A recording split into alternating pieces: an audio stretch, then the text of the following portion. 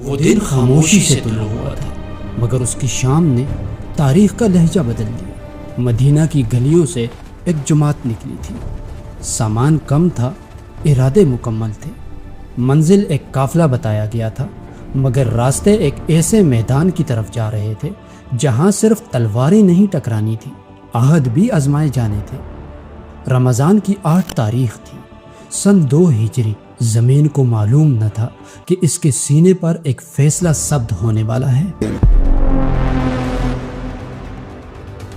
رمضان کی ابتدائی صبحوں میں مدینہ کی فضا میں ایک سنجیدگی در آئی تھی۔ چند ہفتے پہلے پیش آنے والے واقعے نے مکہ میں ایک اضطراب پیدا کر دیا تھا۔ حضرت عبداللہ بن جہش رضی اللہ تعالیٰ عنہ کے سریے میں پہلی بار قریش کے خلاف تلوار اٹھی تھی اور ان کا ایک آدمی مارا گیا تھا۔ یہ واقعہ اپنی اصل سے زیادہ اپنے اثر میں بڑا ثابت ہوا۔ مکہ کے سرداروں نے اسے محض ایک واقعہ نہیں رہنے دیا، بلکہ اسے اپنی قوم کے وقار کا مسئلہ بنا دیا گیا۔ اسی پس منظر میں ایک بڑا تجارتی قافلہ شام بھیجا گیا، سرمایہ اکٹھا کیا گیا۔ مقصد واضح تھا، اس قافلے کا منافع آئندہ ایک بڑی جنگ کی تیاری میں صرف کیا جائے گا۔ ابو سفیان اس قافلے کے نگران تھے۔ قافلہ روانہ ہوا، محفوظ گزر گیا اور واپسی پر اس کی خبر مدینہ پہنچی۔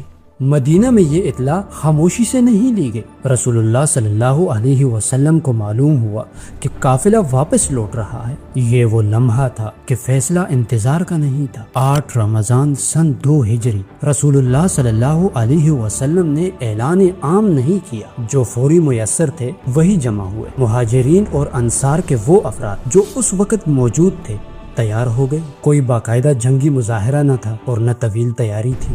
یہ ایک تیز رفتار حرکت تھی، جیسے وقت خود آگے بڑھنے کا تقاضا کر رہا ہو۔